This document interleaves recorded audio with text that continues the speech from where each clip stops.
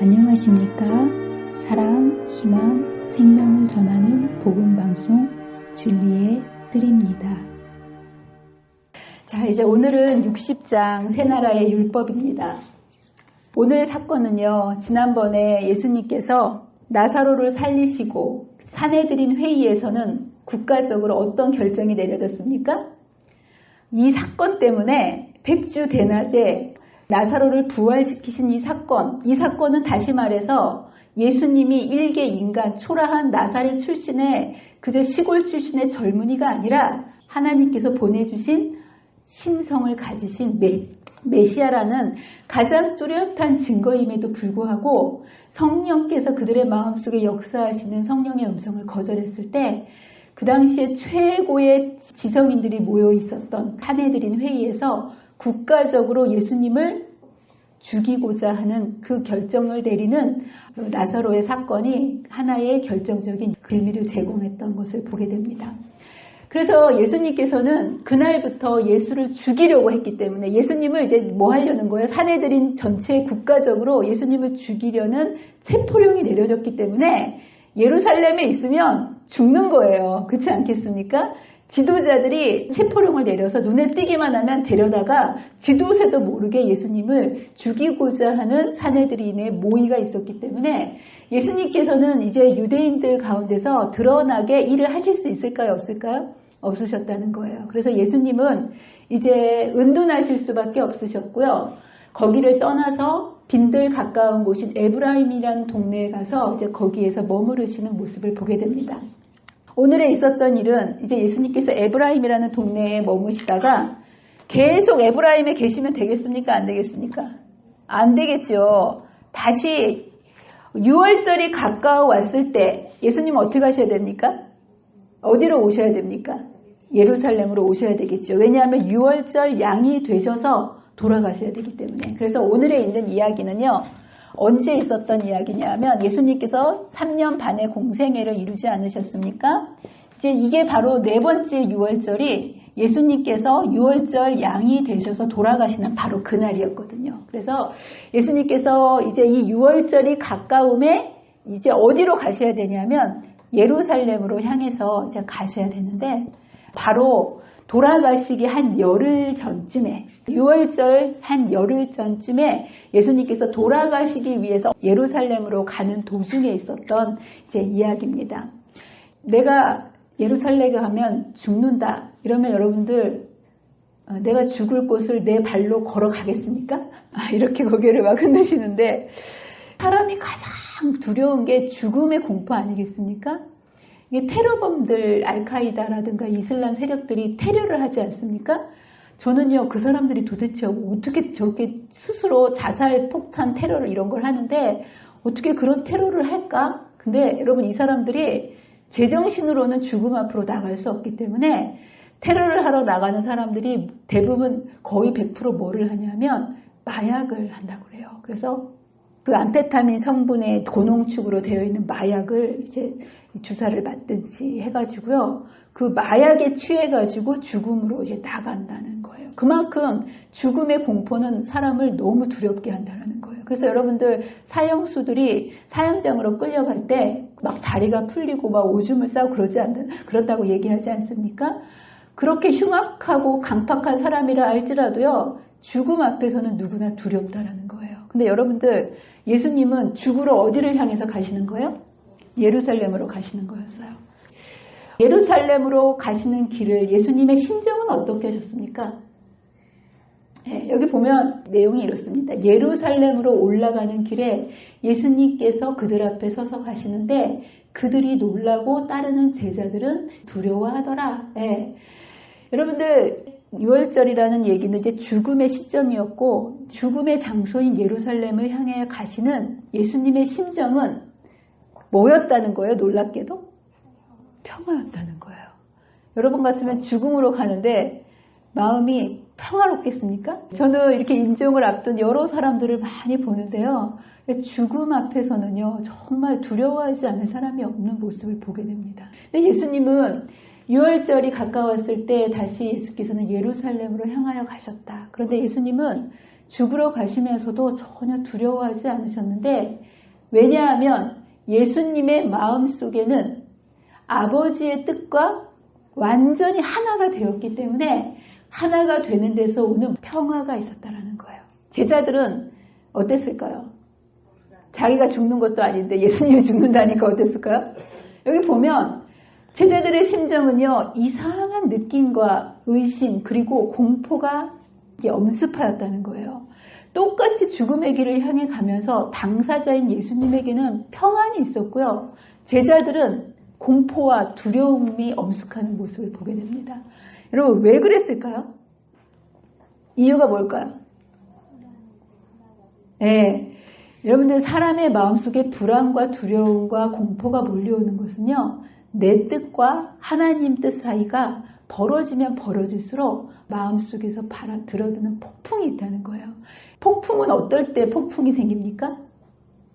고기압과 저기압이 기압차가 크면 클수록 엄청난 힘의 폭풍이 불어있지 않습니다.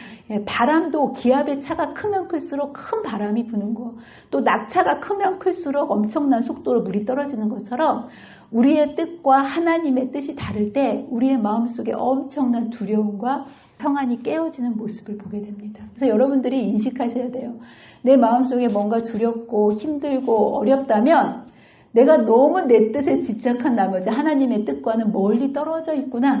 네, 여러분, 죽으러 예수님이 가셨어도요, 하나님의 뜻과 예수님의 뜻이 일치했을 때는 완벽한 평화가 있었다는 거예요. 그래서 여러분들이 매 순간순간마다 내 마음을 점검하셔야 돼요. 내가 이 문제 때문에 두렵고 힘든 게 아니라 사실은 하나님의 뜻과 내 뜻이 너무 다르기 때문에 내 마음속에 이러한 폭풍이 부는구나. 그래서 여러분들 이걸 해결하시기 위해서는 내 뜻을 누구의 뜻에 맞춰야 되겠습니까? 하나님의 뜻에 맞출 때 예수님께서 죽으러 가시면서도 느끼실 수 있었던 평안을 우리가 회복할 수 있다는 것. 자, 그러면서 이제 예수님께서는 이런 불안에 떠는 제자들의 마음을 회복시키시기 위해서 대책을 세우십니다. 하나님의 뜻과 제자들의 마음이 너무 달랐기 때문에 예수님께서는 그들에게 하나님의 뜻을 설명해 주십니다. 뭘 설명해 주시냐면 제자들을 다시 불러 모으시고 내가 예루살렘에 가는 것이 왕이 되려고 가는 것이 아니라 고난을 받고 죽으러 간다. 그리고 이것이 하나님의 뜻이다. 이것을 더욱더 명확하게 그가 배반당하여 고통당하실 것을 이제 그들에게 알리시는 모습을 보게 됩니다. 보라, 우리가 예루살렘에 올라가노니 인자가 대제사장들과 서기관들에게 넘겨지매, 그리고 어떻게 죽을 거인지에 대해서 아주 자세하게 세 번째, 이 똑같은 것을 몇 번째요? 세 번째, 성경에 기록된 것만 세 번째지요. 주님께서는 돌아가시기 1년 전부터 계속해서 제자들에게 무엇을 준비시킨 거예요? 예수님의 돌아가심을 준비시켜 주시는 모습을 보게 됩니다. 하나님의 뜻이 무엇인지를 이제 계속 설명해 주시는 모습을 보게 됩니다. 그래서 예수님께서는 분명히 고난을 받고 죽겠다라고 설명을 하셨어요. 하나님의 뜻을 전달을 하셨다는 거예요. 그런데 예수님의 말을 전에 들은 제자들은요, 예수님의 말을 어떻게 이해했는지 여기 보면 뭐라고 이해했냐면 그들이 얼마 전만 해도 예수님께서 천국이 가까웠다고 얘기하지 않으셨는가? 그리고 예수님을 위해서 모든 것을 포기한 자를 하늘에서 100배를 얻고 그 나라에도 참여하리라고 그리스도께서 약속하지 않으셨던가?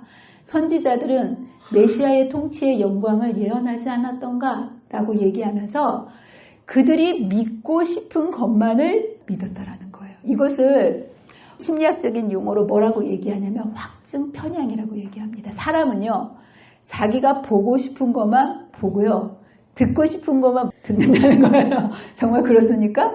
막 얘기를 막 해도, 설교를 막 해도요, 꼭 자기가 듣고 싶은 것만 들고 가가지고, 사람마다 제가 똑같이 얘기를 해도 이 사람은 이 얘기하고 저 사람은 저 얘기를 해요. 그게 뭐냐면 내가 듣고 싶은 거, 내가 보고 싶은 것만 본다는 거. 제자들도 이렇게 얘기했는데요.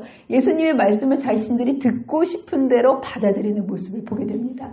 그러면서 이러한 어려움들이 방해할지라도 예수님께서 예루살렘으로 가시는 것을 보면 반드시 이번에 예수님께서 왕이 되시려고 예루살렘으로 가시는 것이다 라고 해석하면서 기가 막히게 비약을 시킵니다.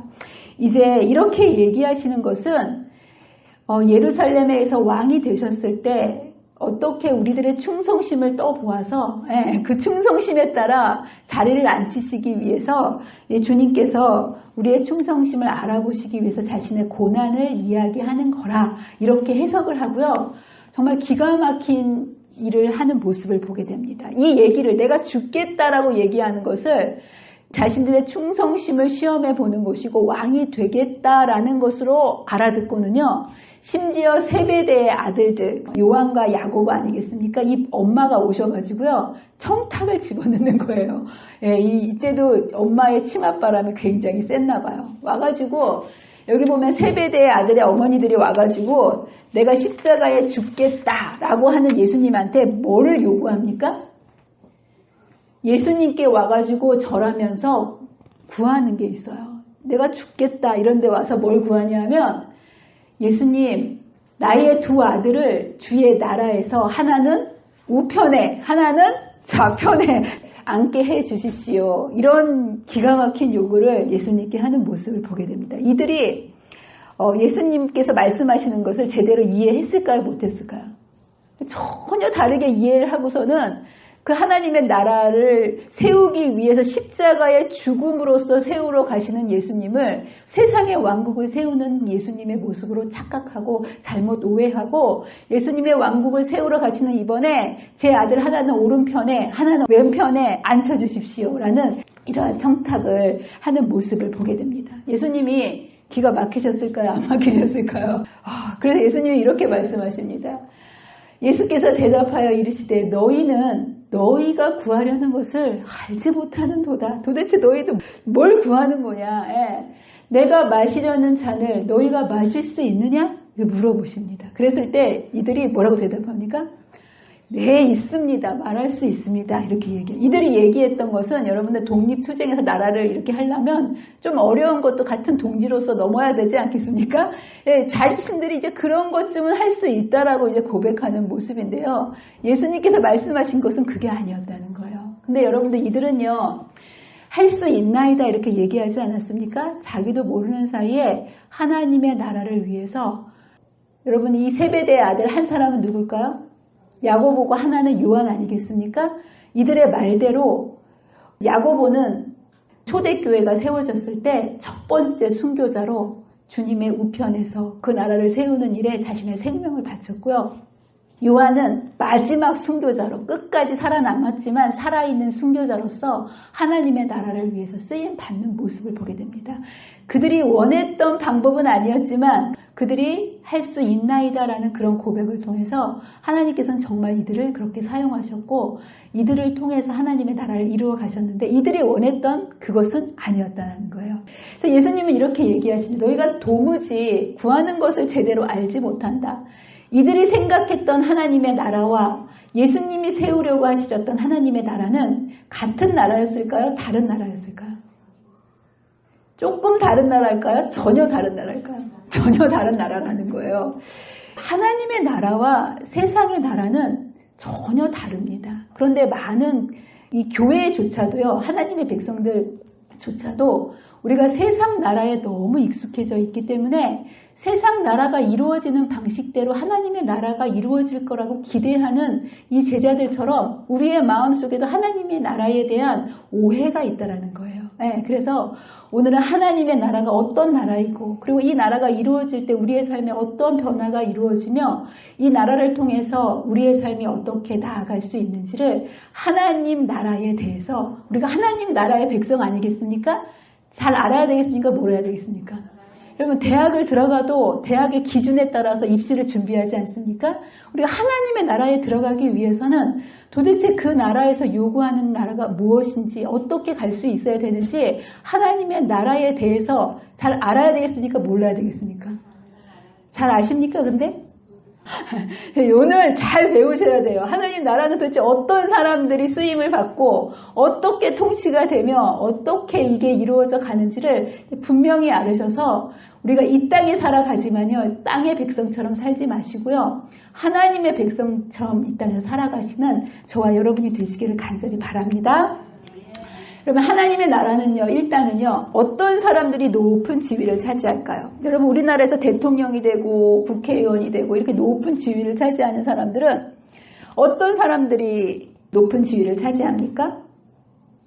세상 나라에서 어떤 지위를 차지할 때는 외부적인 어떤 스펙을 봅니까? 내부적인 품성을 봅니까? 여러분들 대통령 뽑을 때 품성 보고 뽑으신 분 한번 손 들어보세요. 우리는 대통령 뽑을 때 뭘 보고 뽑으세요? 스펙, 그쵸? 외부적인 학벌이라든가 업적이라든가, 그쵸? 어떤 출신이라든가 다 겉에 보이는 어떤 외부적인 요소를 보고 거기에 따라서 뽑지 않습니까? 이 하나님의 나라는요, 세상 나라는 외부적인 것들을 보고 사람을 뽑을지 모르지만 사람은 외모만 볼 수 있기 때문에 사람은 외모를 보거니와 하나님 뭘 보신다? 중심을 보신다. 하나님의 나라는요, 이런 외부적인 어떤 그런 것들을 학벌이나 똑똑한 능력을 갖고 뽑는 것이 아니라 하나님의 나라에서 높은 지위는 뭘로 결정되냐면 품성을 통해서 내부적인 요소가 중요한 요소라는 거예요. 그러니까 여러분들이 하늘 백성이 되기 위해서는 외부적인 것을 치중해야 되겠습니까? 내부적인 것을 치중해야 되겠습니까? 예, 여러분들 외부적인 것은 세상에서는 그걸 요구할지 모르지만 하나님 나라에서는 내부적인 품성. 예, 그래서 여기 보면 하나님의 나라에서의 지위는 정실. 여러분 정실이 뭔지 아십니까? 인맥이라는 거예요. 여러분들 사회에서 출세하려면 인맥이 좋아야 되지 않겠습니까? 우리나라는 그래서 지형과 학연과 이러한 것들을 무시할 수가 없어요. 그런데 여기서는 이러한 것들을 통해서 인맥으로 얻어지는 것이 아니라는 거예요. 그리고 부모 잘 만나면 우리 이 세상에서는 금수저는 살기 편하지 않습니까? 높은 지위, 그쵸? 뭐 어떤 재벌들은 막 이런 거를 자녀에게 물려주지 않습니까? 근데 하나님 나라는요, 획득하는 것도 아니고 독단적인 증여를 통해서 받는 것도 아니라는 거예요. 부모 잘 만났다고 자식이 구원받는 게 아니라는 거예요. 예. 이것은 어떻게 얻어지는 거냐면 품성의 결과라는 거예요. 외부적인 게 아니라 내부적인 거고요. 면류관과 보좌는 달성된 상태의 증거이며 이것들은 우리 주 예수 그리스도를 통하여 자아를 극복한 증거이다. 예수님을 통해서 내 자아가 얼마나 극복되어졌는가, 자아가 얼마나 잘 죽었느냐, 이런 품성의 결과라는 거예요. 그렇기 때문에 예수님께 가까이 가장 우편에 설 수 있는 사람은 똑똑하고 능력 있는 사람이 아니라 이 땅에서 그리스도의 자기 희생적인 사랑, 이것을 가진 사람들이 예수님 가장 가까이 설 수 있는 사람들이라는 거예요. 여러분, 예수님 곁에 가장 가까이 설 수 있는 사람이 되고 싶지 않습니까?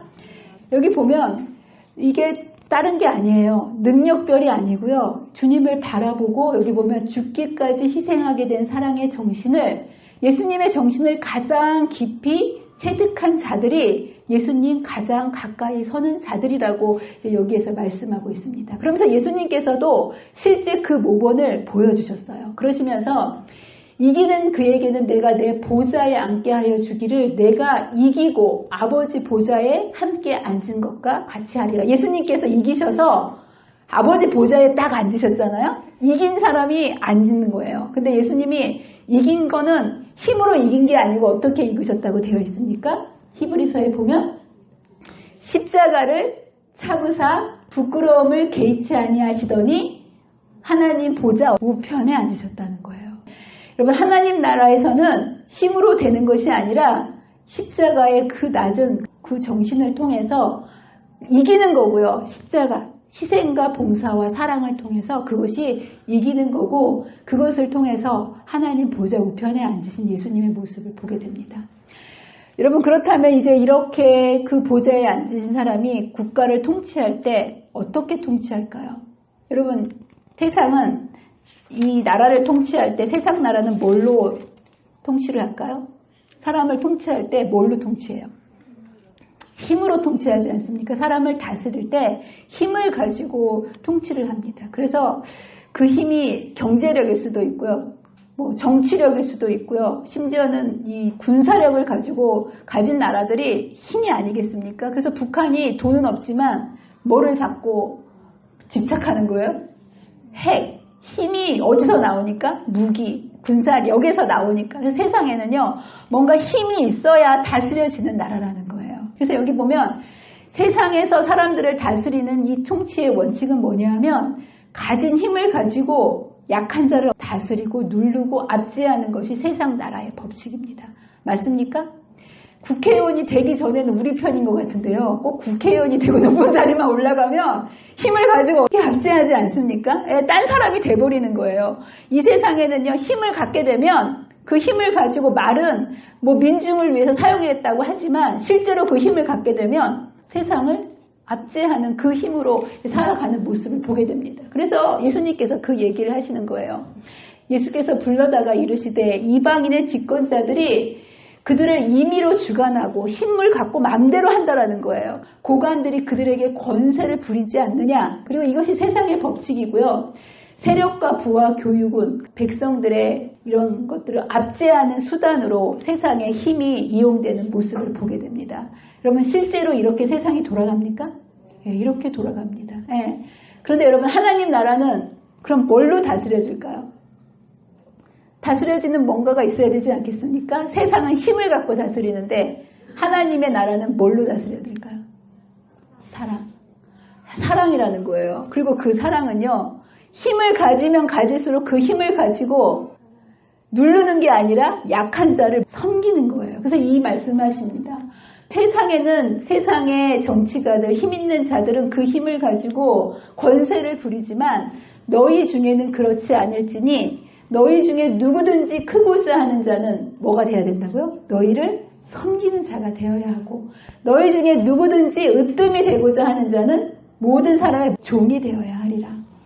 그러면서 예수님께서 이걸 얘기해 주시는 거예요. 여러분 예수님께서 우리에게 왕이 되러 오셨습니다. 그렇다고 우리를 부려먹으러 오셨습니까? 아니라는 거예요. 왕이 되시려 오셨는데요. 그 왕이라는 의미가 뭐냐 하면 내가 온 것은 섬김을 받으러 온 것이 아니라 섬기려 하고 도리어 자기 목숨을 많은 대속물로 주려 하려 함이로다. 여러분 세상의 왕들은요. 백성들의 피를 흘려서 왕이 됩니다. 맞습니까? 근데 우리 주님은요. 자신의 피를 흘려서 왕이 되신다는 거예요. 여러분들을 살리시기 위해서. 그래서 여러분들 주님께서 나를 너의 마음의 보좌에 내가 왕이 되게 해달라는 얘기는요. 여러분에게 손에 댈 일 하나도 없어요. 예수님께서 내가 너희의 왕이 되겠다라는 얘기는 다시 말하면 내가 너희를 섬기겠다라는 얘기예요. 좋습니까? 안 좋습니까? 여러분의 마음의 보좌에 하나님을 왕으로 앉혀드리게 되시기를 바랍니다. 네. 그리고 여러분들 이 정신 너희 중에는 그렇지 아니하니 누구든지 크고자 하는 자는 섬기는 자가 되고 으뜸이 되고자 하는 자는 종이 되어야 하리라. 이것을 주님께서 오셔서 보여주시는 모습을 보게 됩니다. 예, 그래서 하나님 나라의 법칙은요. 힘을 가지고 누르라는 게 아니라 힘없는 자를 도우는 그것이 이제 하나님의 나라에서 이 나라가 통치되는 원리임을 보게 됩니다. 그러면서 이렇게 얘기하십니다. 그리스도께서는 이와는 다른 원칙, 세상의 원칙과는 전혀 다른 원칙하에 국가를 건설하고 계셨다. 그는 사람들을 권력으로가 아닌 봉사로 부르셔서 강한 자가 연약한 자의 약점을 담당하도록 하셨다. 권력과 지위와 재능과 교육은 동료들에게 봉사할 큰 의무를 감당하도록 그 소지자들에게 주어졌다. 그래서 여러분들이 남들보다 내가 어떤 재능을 갖고 남들보다 뭔가를 더 많은 것들을 가졌다면 그것이 남들에게 위해서 잘난 척하고 교만하고 누리라고 주신 것이 아니라 이것을 가지고 약한 자를 섬기라고 주신 이것이 하나님의 나라라는 거예요. 예. 예수께서는 제자들과 빈곤을 나누셨고 제자들을 위하여 극기하셨으며 더욱 어려운 것을 평탄하게 하기 위하여 저들보다 앞서가시고 미구에 당신의 생명을 버리심으로 지상에서의 그의 사업을 마치실 것이었다. 아주 낮은 자리로 생명까지 내려놓는 죽기까지 복종하시는 그 겸손과 희생의 자리로 나아가는 모습을 보게 됩니다. 예수님께서 이 땅에 계셨을 때 왕이 되시기 위해서 십자가에 달리지 않으셨습니까? 예수님께서 보여주시는 이 십자가는 예수님의 능력을 보여주신 걸까요? 예수님의 품성을 보여주신 걸까요? 십자가에서 예수님의 능력이 보여졌어요? 예수님의 품성이 보였습니까? 예수님은 실제로 품성을 통해서 하나님의 나라를 건설하셨고요. 사실 여러분들 이 예수님의 품성은 사랑 아니겠습니까? 십자가에서 보여진 게 뭐예요? 사랑이에요. 근데 여러분 사랑이라는 것은 내부적인 품성은 눈에 보이는 겁니까? 안 보이는 겁니까? 보이지 않아요. 그래서 십자가가 보여준 것은 뭐냐면 하나님의 사랑을 눈으로 보여주시기 위해서 우리는 십자가에서 무엇을 보아야 하냐면 사랑이 눈으로 표현될 수 없는데 사랑은 어떨 때만 밖으로 표현될 수 있냐면 희생과 겸손을 통해서만 표현될 수 있는 거예요. 그래서 여러분 십자가는요. 가장 높으신 분이 어떻게 가장 낮은 데 내려오셨는지의 겸손을 볼 수 있는 거고요. 그 어마어마한 능력의 하나님께서 어떻게 우리를 위해서 희생하셨는지를 보여주는 그 사랑의 모습이 십자가고요. 주님께서는 그 십자가를 통해서 하나님의 나라를 세워주시는 모습을 보게 됩니다. 여기 이렇게 얘기합니다. 예수께서 행하신 원칙은 그의 몸된 교회의 교인들이 행하여야 할 원칙이다. 이것은 하나님의 나라의 원칙이고요. 저는요, 세상에 속한 사람들이지만 하나님의 나라의 백성들이 교회 아니겠습니까? 그렇다면 이 교회가 이러한 원칙 속에서 움직여야 되는 게 맞습니까? 네, 맞다라는 거예요. 근데 우리는 어떻게 살아가고 있습니까? 여러분, 이 나라는 여러분의 삶 속에서 이 나라가 이루어졌습니까? 여러분, 이 나라는 도대체 언제 세워졌고 언제 어디에 세워졌을까요? 예수님께서 이 나라를 지금 제자들이 이 나라를 세우기 위해서 예수님께서 언제나 이 나라를 세울까를 생각하면서 예수님을 따라다녔는데 이러한 하나님의 나라는 과연 언제 어디서 어떻게 세워지는 걸까요? 세워졌습니까? 안 세워졌습니까? 이런 나라 못 보셨어요? 아직도 못 보셨어요? 도대체 이 나라는 주님께서 세우신다고 하셨거든요. 그리고 예수님께서 십자가에서 이것을 세우기 위해서 돌아가셨기 때문에 세워졌을까요? 아직 안 세워졌을까요? 네, 이 나라는요 이미 세워진 나라입니다. 예수님께서 돌아가심으로 인해서 이 사랑을 보여주셨고요. 이 나라를 완성시키신 게 예수님의 십자가입니다. 그렇다면 이 나라가 어디에 세워졌을까요? 예루살렘에 세워졌을까요? 예수님이 예루살렘에 돌아가셨습니까? 그럼 어디 세워졌을까요? 이런 나라 가보고 싶지 않으십니까? 도대체 이 나라를 세우셨다는데 예수님의 십자가에서 승리하시고 이 나라를 세우셨다는데 그렇다면 과연 이 세상에 이런 나라가 어디에 있을까요? 예, 여러분들 이 나라는요 누가복음 17장 21절에 뭐라고 얘기하시냐면 이 나라는 여기 있다 저기 있다 할 것이 아니요 하나님의 나라는 너희 안에 있느니라. 여러분들이 이런 주님을 내 마음의 구주로 받아들이고 그 왕이 우리의 보좌에 앉게 되면 그 나라가 우리의 마음속에 세워진다라는 것. 오늘 뉴스 보셨습니까? 안 봤어요? 예. 예, 뉴스를 보면 여러분 이 세상의 정치, 경제, 사회 거기서 일어나는 많은 일들이 정말 기가 막힌 일들이 있지 않습니까? 그렇게 세상 나라에서 이루어지는 정말 말로 표현할 수도 없는 그 처참한 그러한 상황과 사건들이 왜 일어나냐 하면요. 이 정신에 역행하기 때문에 일어나는 거예요. 여러분들 인간이 정말 행복하기 위해서는 우리의 마음속에 이 높고자 하면 섬기는 마음 또 뭡니까? 예수님 이 정신 내 이웃을 내 몸처럼 여기는 이 하나님의 나라의 이 정신이 우리에게서 회복되어지지 않으면요. 이 세상 나라에는 아무리 경제가 발전하고 뭐 복지가 잘 돼 있다 할지라도 그런 어마어마한 죄악의 결과로서 슬픔과 아픔과 고통들이 우리 인간사에서 말할 수 없는 결과로서 일어날 수밖에 없다는 거예요. 그래서 여러분들이 하늘에 가서만이 이러한 나라가 생긴다고 여러분 생각하지 말게 되시기를 바랍니다. 이 나라는요. 여러분의 마음속에 그분을 주인으로 모시는 순간 매 순간순간마다 그분을 부르고 내 뜻을 그분께 복종시키고 성령의 음성에 여러분들이 순종하게 되실 때 그 나라가 여러분의 마음속에서 오늘 세워질 수 있는 나라라는 거예요. 감사하지 않습니까? 여러분들이 비록 이 죄악과 사고가 많은 세상 속에 있지만 주님께서 우리의 마음속에 오시게 될 때 우리를 섬겨주시고 내 이웃을 내 몸처럼 사랑하면서 세상이 줄 수 없는 평안과 기쁨과 하나님의 뜻과 일치되는 그 삶을 우리 안에서 회복시켜 주시는 이 나라라는 거예요.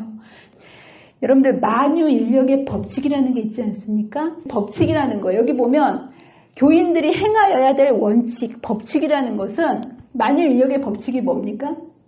모든 것들은 밑에서 잡아당기는 힘이 있다는 거예요. 그래서 이게 뭔가를 던지면 위로 올라가는 게 아니라 다 어디로 떨어지게 돼 있어요?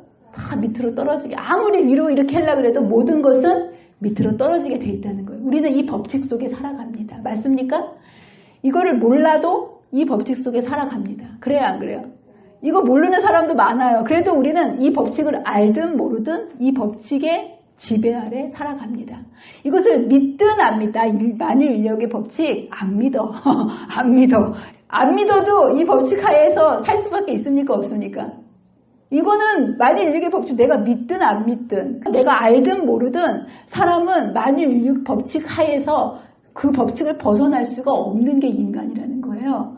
이 원칙이라는 것은 뭐냐면 이런 거예요. 하나님의 나라의 이 법칙이 우리의 삶에서 회복될 때만 우리가 행복할 수 있다는 거. 네, 그래서 이런 정말 높은 자가 낮은 자를 섬기고 이 세상에 힘이 지배되지 않고 품성으로 지배되는 이 세상. 이것이 정말 이런 세상 속에 살아가야만 인간이 진정한 행복을 누리면서 살 수 있는 우리의 모습인데요. 이런 나라는요. 우리의 힘으로 할 수 있을까요? 없을까요? 없다라는 거예요. 이것은요. 어떤 결과냐 하면 여기에 이렇게 말씀하고 계십니다. 시대의 소망 551페이지에 이것이 초대교회의 충만한 정신이었다. 성령을 부어주심을 받은 후에 믿는 무리가 한 마음과 한 뜻이 되어 모든 물건을 서로 통용하고 제 재물을 조금이라도 제 것이라고 하는 이가 없더라. 그래서 이 하나님의 나라가 우리의 마음속에 이웃을 내 몸처럼 사랑하고 희생하고 봉사하고 섬길 수 있는 정신은 이기적이고 교만한 사람의 마음속에서는 도무지 나올 수 없다라는 거예요. 그러나 초대교회에 성령께서 임하셨을 때 그들은 누구도 제 것을 제 것으로 안 하고 우기지 않고 모든 것들을 함께 나누며 하나님의 나라를 위해서 하나가 될 수 있었던 것처럼 우리가 이 시대에 이 마지막 주님의 재림을 기다리는 하나님의 백성으로서 우리의 마음이 하나님을 향하여 성령께서 주시는 은혜를 향하여 날마다 열려 있을 때 우리의 삶을 성령께서 이렇게 변화시켜 주신다는 사실. 여러분 믿으십니까? 예, 그렇게 되기를 원하십니까? 예, 여러분 우리가 이렇게 살 때 진짜 행복한 삶을 살 수 있는 거 아니겠습니까? 예, 우리의 죄되고 이기적으로 나에게로 향할 수밖에 없는 이 마음을 주님께 드리시고요. 주님께서 주시는 그 새 마음을 통해서 진정한 행복을 누리고 살게 되시는 저와 여러분이 되시기를 간절히 바라면서 말씀을 마치도록 하겠습니다. 기도하겠습니다. 사랑과 은혜가 많으신 참 좋으신 하나님 아버지, 오늘 우리에게 하나님 나라가 어떤 나라인지 말씀을 통하여 가르쳐 주셔서 감사합니다. 주님, 우리는 이제껏 하나님 백성이라고 이 땅에서 살아왔지만 우리의 마음속에는 여전히 세상의 법칙들이 지배하고 있었음을 바라보게 됩니다. 그러나 오늘 하나님의 나라가 우리의 어떠한 외형적인 것이 아니라 우리의 품성을 바라보시는 우리의 그 품성을 통해서 주님께서 우리를 선택하시고 그리고 이 품성은 우리의 힘으로 자아가 내려놓는 것이 아니라 우리가 주님을 선택할 때 성령께서 우리 안에 이루어 주시는 하나님의 나라임을 다시 한번 깨닫게 해주셔서 감사합니다. 주님, 우리의 삶 속에 이 세상 나라에서 오는 많은 부조리와 그리고 실패와 절망과 어려움들을 느낄 때마다 우리의 마음이 이것들로 절망할 것이 아니라 우리 안에 세워주실 하나님의 나라를 우리가 생각하고 주님을 바라보고 주님의 성령을 받아들임으로 우리 안에 이 놀라운 하나님의 나라를 이루어 주시는 그 은혜를 오늘부터 경험하고 살아가는 귀한 주의 백성들이 되게 도와주시기를 사랑과 은혜가 많으신 예수님의 이름으로 간절히 기도합니다.